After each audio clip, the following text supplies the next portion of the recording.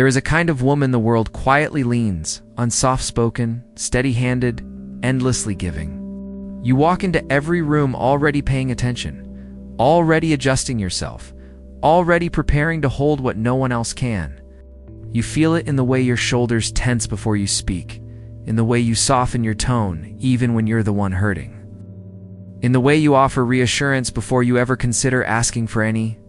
People call you strong because you never collapse in public, calm because you never raise your voice, selfless because you give without needing to be asked. But they never ask what it costs you to live this way.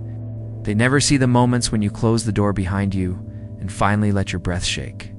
Somewhere deep inside, in the quiet place you rarely visit, you sense a truth you've spent years trying not to name. Your kindness has slowly begun to feel like a disappearing act. You give until you're drained, then feel guilty for needing rest. You offer understanding to people who rarely offer it back. You say yes before you even know if you have the strength. And when you finally do feel tired or lonely or unappreciated, you blame yourself for expecting too much.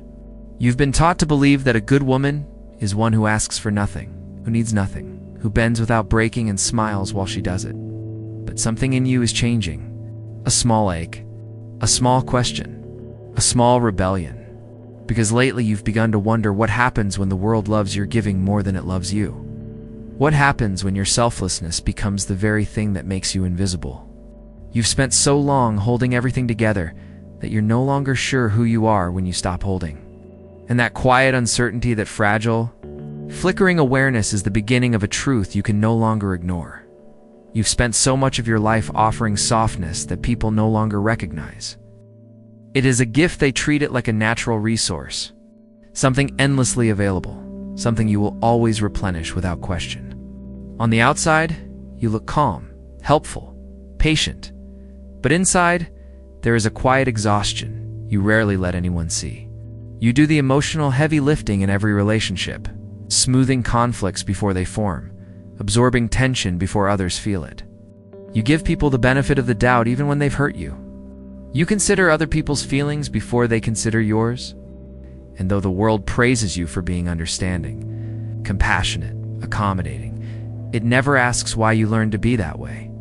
You notice how easily people rely on you, how quickly they assume you will adjust, how rarely they check if you're stretching yourself thin. And with every unspoken expectation, a shadow forms behind your generosity, a subtle fear that if you stop giving, everything around you will fall apart. You start to realize that your selflessness has become a role you perform so well that people forget it's a performance at all. It becomes your reputation, your identity, your invisible job description. And the hardest part is that you're not even sure who you'd be without it. The world loves women who make life easier for everyone else. But it rarely pauses to ask what happens when those same women start to struggle.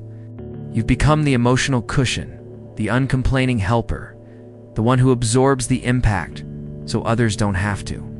But behind that gentleness lies a truth you don't admit out loud. You are tired of being strong in ways no one acknowledges. Tired of being kind in ways no one reciprocates. Tired of being needed more than you are seen. It didn't begin with adulthood, or with the first relationship where you overgave, or with the first friend who took too much from you. It began long before that, quietly, subtly, in the soft spaces of girlhood where you learned to shape yourself around other people's needs. You were the child who noticed the shift in the air before anyone spoke, who sensed frustration in the way a door closed, who read disappointment in the pause before a sentence. You learned early that keeping the peace meant keeping yourself small. No one taught you this with words. It was taught through tone, reactions, silence, and the unpredictable rhythm of the adults around you. You became attentive, careful, hyper-aware, always adjusting yourself to prevent the next ripple of tension. You softened your voice so no one would raise theirs. You cleaned up quietly so no one would comment. You smiled even when you were confused or hurt because you sensed that your feelings created too much weight in a home that already felt heavy. You didn't want to be a burden, not because anyone said you were one, because you've learned to read the room long before you learned to read books. And so you began practicing a kind of emotional shape-shifting, becoming agreeable, helpful, compliant, endlessly pleasant. You discovered that when you were good, adults relaxed. When you were quiet, the house felt safer. When you took care of others' moods, the world around you didn't crack as easily. You didn't know then that this was emotional parentification. You just knew that you felt responsible for the harmony around you. Over time, you absorbed the belief that love was something you earned by being easy to handle. Praise came when you didn't make things complicated. Affection felt stronger when you were obedient, understanding, predictable. And because you were young and wanted connection, you shaped yourself to fit the version of you that kept the peace. But childhood beliefs don't disappear when you grow up. They sink deeper, becoming the silent architecture of your adult behavior. That little girl who tiptoed through emotions became the woman who apologizes before speaking, who worries about taking too much space, who fears disappointing others even when they've disappointed her countless times. You learned that your needs were negotiable, but your usefulness never was. You learned that you receive love when you cause no trouble, so now you avoid expressing anything that might disrupt the calm. The seeds of selflessness were planted long before you even understood what they would grow into. They grew in the moments when you swallowed your feelings to protect someone else's. In the times you comforted adults who should have been comforting you. In the way you learned to sense everyone's desires before acknowledging your own. And as you grew, those seeds bloomed into a pattern that felt like personality, but was actually survival. You learned to be the strong one, the calm one, the emotional sponge. It's a peacemaker, not because it was your nature, but because it was your training. Everything you call selflessness today began as a child's attempt to feel safe, loved, and accepted. And no one ever told you that the skills you needed to survive and would eventually become the chains you would struggle to break now. The little girl who learned to stay small didn't disappear when you grew up. She simply changed shape. Now, she lives in the grown woman who overexplains her intentions, who apologizes for taking up space, who braces for disappointment even when no one has said a word. You move through the world with a quiet vigilance that looks like kindness to everyone else, but feels like tension woven into your bones. You become the friend who remembers every birthday and every preference. The coworker who takes on the tasks no one else wants, the partner who absorbs emotional blows without asking for repair. People call you dependable, nurturing, thoughtful. What they don't see is the storm of doubt under every decision you make, the instinctive fear that if you do less, if you give less, if you speak differently, you'll somehow lose the place you've worked so hard to earn. You find yourself shrinking in conversations without realizing it. You soften your opinions before they leave your mouth. You wait to see others' reactions before deciding how you feel. And when someone hurts you, you rush to understand their perspective before acknowledging your own. You've learned to minimize your pain, to phrase your needs gently enough that no one feels accused, to bend yourself into the shape most convenient for the moment. And though people praise your flexibility, they rarely pause to ask why you're always the one doing the bending. You've internalized the belief that conflict is your fault, that your emotions are too heavy, that your desires must be trimmed down to something reasonable before you dare voice them. You've spent so long anticipating what others need that you can't remember the last time you asked yourself what you need. In relationships, you try so hard to be the easy partner, the one who doesn't complain, who forgives quickly, who adapts without protest, that you don't notice when the balance slips entirely out of your hands. You find yourself excusing behavior that wounds you, rationalizing patterns that leave you feeling unseen, convincing yourself that if you just give a little more, love will feel steadier. You reassure, you soothe, you patch things together that you didn't break. And when the relationship falters, you blame yourself first. Because somewhere inside you still lives the belief that if you were more patient, more loving, more understanding, everything would stay intact. At work, your selflessness becomes a currency everyone else spends freely. You become the person who stays late, who handles the tasks others avoid, who listens when coworkers vent, who smooths tension in meetings without anyone acknowledging your effort. When recognition is given, it floats toward the loudest voices in the room, skipping right over you, the one who held everything together beneath the surface. You tell yourself you don't need praise, that the satisfaction of helping is enough. But a small ache grows each time your contributions go unnoticed. A part of you wonders if invisibility has become your default setting, If you've taught the world to overlook you simply by being so good at being low-maintenance in friendships, you become the constant giver, the confidant, the listener, the emotional anchor. You remember every detail of their life, but they rarely ask about the parts of yours that feel heavy. You offer support before anyone asks, but when you're hurting, you silence yourself because you don't want to be a burden. You tell yourself your problems are manageable, minimal, not worth bringing into the space. You scroll through your phone wondering who you could message, then talk yourself out of it because you're afraid of being too much. You carry your heartbreaks quietly, your disappointments privately, your exhaustion gracefully. And the people around you grow accustomed to a version of you that never asks, never needs, never breaks, even when you try to rest. Guilt settles over you like a weight. You sit down for a moment and think of all the things you should be doing. You finally try to focus on yourself and feel a tug of anxiety, as if prioritizing your own well-being is a disruption rather than a necessity. You've been conditioned for so long to equate self-care with selfishness that relaxation feels like a failure, not a right. Your internal dialogue has become a tangle of old fears and present pressures. Don't upset them. Don't ask for too much. Don't let anyone down. Don't show the parts of yourself that might be inconvenient. You double-check your messages to make sure you sound gentle enough. You apologize when someone else bumps into you. You worry endlessly about being misunderstood. You offer more than you have, and then wonder why you feel depleted. What you don't see, because you were never taught twos, that the adults around you have learned to rely on your silence, your softness, your predictability. They expect your emotional labor because you've provided it for so long without asking for anything in return. They assume you're fine because you've always made it look effortless. They take comfort in your strength without ever noticing the toll it takes. And somewhere in the middle of all this giving, a quiet truth begins to form. You have built an entire identity around making things easier for everyone else. You've become a woman who carries too much, speaks too gently, breaks too quietly. The pattern you learned as a child, keep the peace at all costs, has followed you into every corner of your adult life. But the cost is no longer invisible. It collects in the back of your heart like a quiet ache, reminding you that the life you're living isn't one you chose freely, it's one you learned to survive. There is a reason your selflessness feels instinctive, automatic, almost bodily.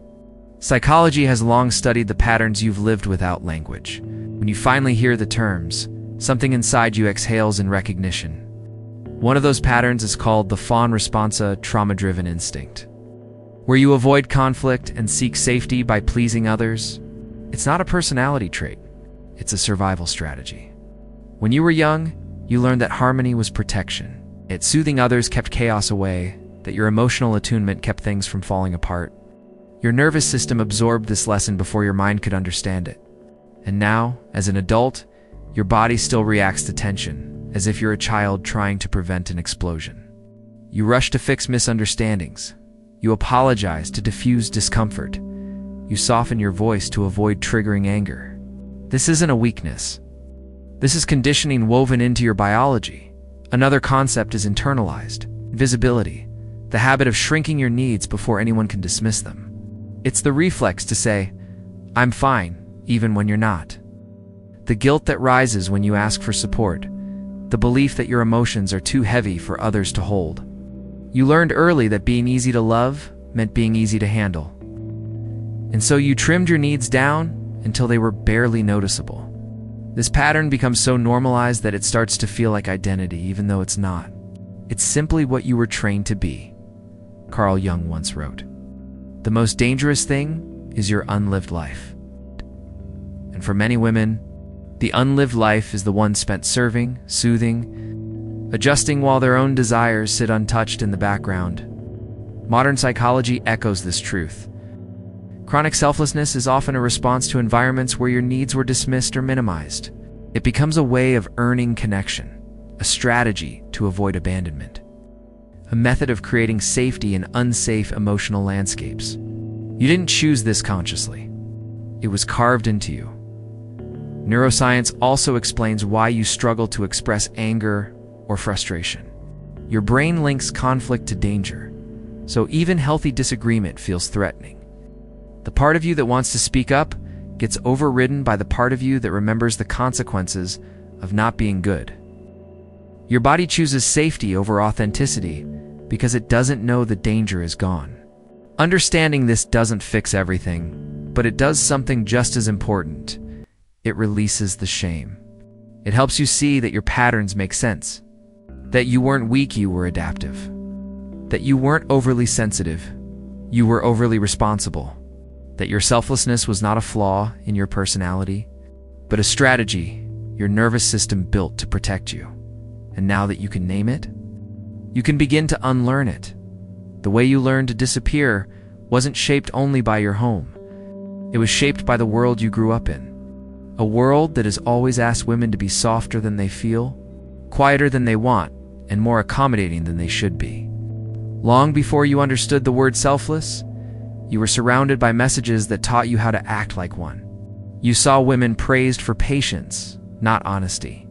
You watched girls be celebrated for being polite, not assertive. You heard adults describe emotional labor as a natural gift, as if caretaking were something women were born knowing how to do, rather than something they were conditioned into. Everywhere you turned, you met the same story. A good woman bends. A good woman forgives.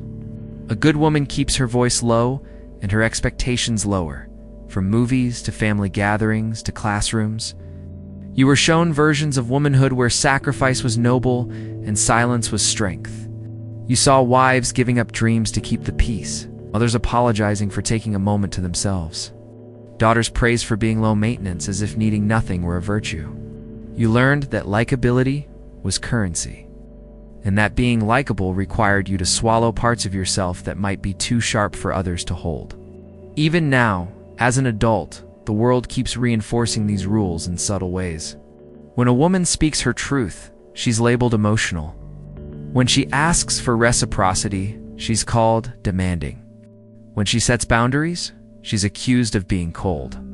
A woman who gives endlessly is admired, but a woman who asks for balance is questioned. And so you internalized an impossible ideal to be endlessly available, endlessly patient, endlessly giving. You absorbed the belief that your worth increased the more you erased yourself. You learned to measure your goodness by how much you endured. But here is the hidden truth. The world benefits from women who bleed quietly. A society built on unbalanced emotional labor requires women who do not complain, who do not rest, who do not resist. Your selflessness was never a flaw, it was a cultural expectation. A script handed to you before you even knew how to read. And recognizing this isn't about blaming the world. It's about seeing how deeply the world shaped you, so you can finally begin shaping yourself. There comes a moment in every selfless woman's life when the quiet ache she has ignored for years finally becomes impossible to silence. It doesn't arrive dramatically, not in the form of a breakdown or a blowout, but in something far subtler: a pause, a sigh, a thought she never allowed herself to complete before. Maybe it happens when you're doing yet another favor no one will remember. Or when you hear yourself saying it's okay even though it isn't. Or when you realize you are comforting someone who never once asked how you were holding up. Suddenly, the weight of all your unspoken exhaustion gathers in your chest, and you feel a shift. A recognition that your selflessness hasn't protected you the way you once believed. It has made you invisible. You start to notice the imbalance you once accepted as normal. The way people assume you'll adjust, the way they expect your understanding, the way your needs never seem to fit into the spaces you've created for everyone else. And a painful truth begins to rise. Your silence hasn't kept the peace. It has kept you small. You find yourself replaying moments when you wanted to speak up but swallowed your voice. Moments when you needed help but pushed through alone. Moments when your heart whispered, "This hurts," but your mouth smiled instead. You realize how many times you've explained away someone's neglect. How many times you've forgiven without receiving repair. How many times you've said yes out of fear rather than desire. And the paradox becomes painfully clear. The more selfless you became, the more people took from you. The more accommodating you were, the less they thought to offer.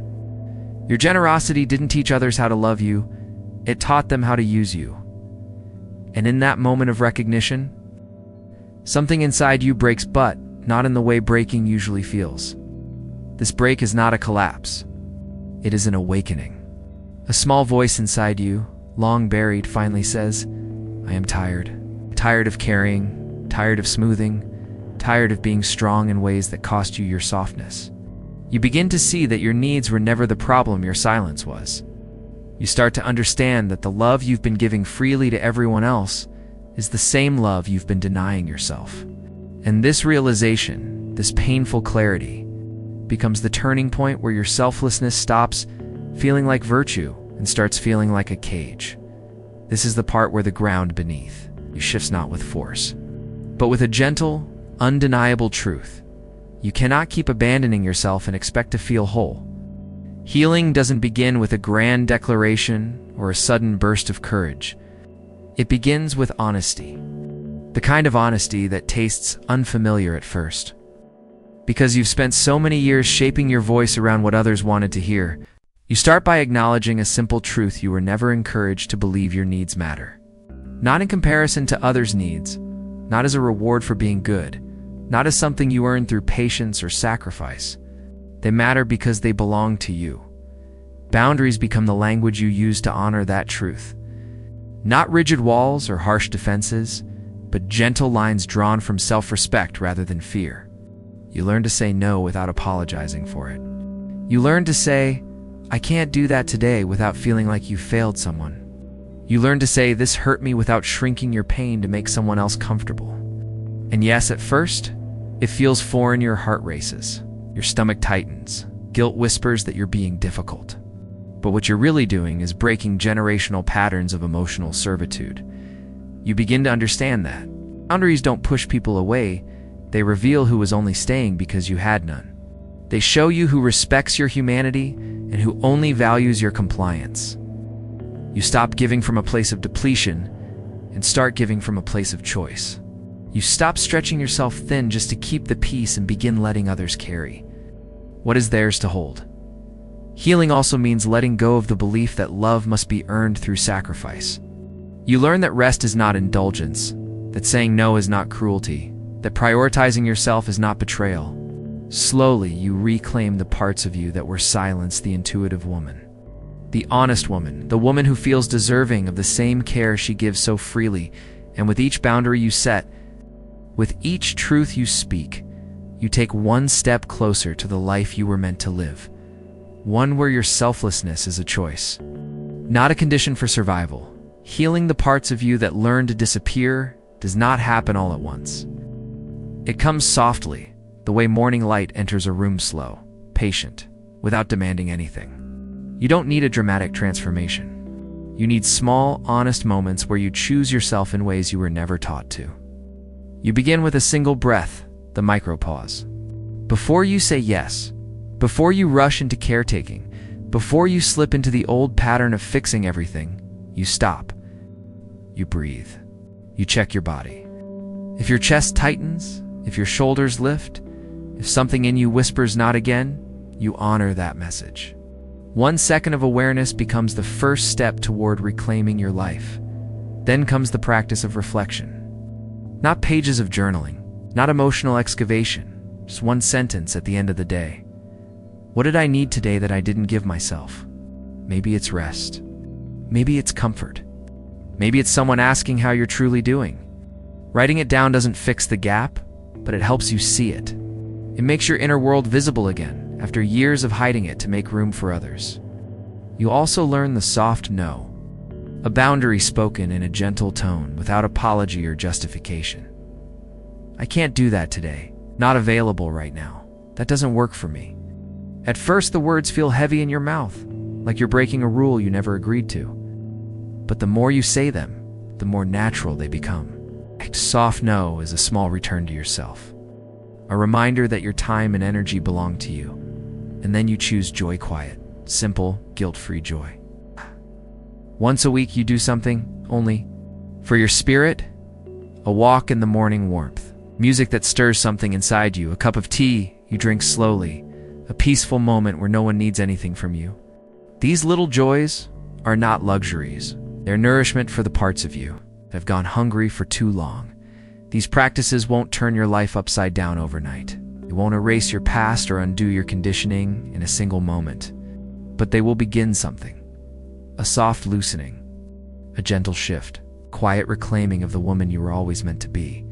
And now, as you stand at this quiet edge of yourself, you can feel the shape of your life changing, not loudly, not suddenly, but with a softness that feels strangely like strength. You think of the woman you've been for so long. It's the one who held everything together with steady hands and swallowed her exhaustion with a practiced smile. You think of the times you bent until your spirit ached, the way you carried disappointments. In silence, the way you offered warmth, even when you were shivering inside. For years, you believed that love was something you earned through sacrifice. That your worth was measured by how little you demanded. That being good meant being invisible. But now, something in you has shifted. Not a rebellion, something quieter. A return. You begin to see the girl you once were, the one who learned to be careful, helpful, easy to love, and you meet her with a gentleness she never received. You tell her she no longer has to hold the world together. You tell her she no longer has to trade her needs for safety. You tell her that she gets to grow into a woman whose voice is steady, whose presence is full, whose heart beats for herself as much as it beats for others. Slowly, she steps aside so you can step forward. The life ahead of you doesn't require you to shrink. It invites you to expand. It doesn't ask for your silence. It asks for your truth. It doesn't reward your selflessness. It honors your wholeness. You're learning to exist in your own body without apology, to rest without guilt, to speak without fear, to give without disappearing. And as this new chapter unfolds, one sentence settles into your chest with a clarity that feels like freedom, like breath, like a homecoming long overdue. You are not selfish for wanting a life that finally includes you.